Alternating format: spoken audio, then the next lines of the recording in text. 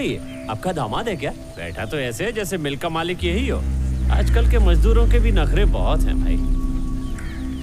पैर पे पैर रख के बैठा है। ये क्या कर रहा है तू? पैर पे पैर रख के बैठा है, मालिक भड़क रहा है, कुछ तो इज्जत कर। काय झालं? ये अपुन का पैर है, ये दूसरा वाला भी अपुन का पैर है, तो उसकी लुंगी में मिर्ची काय को लग रही है? उसको बोल काम देख, टाल मत देख। मेरे को काम के पैसे देता है कि इज्जत देने के? यहाँ रहना है तो तमीज से रहना पड़ेगा। तेरी मनमानी यहाँ नहीं चलने वाली। ऐसा क्या है?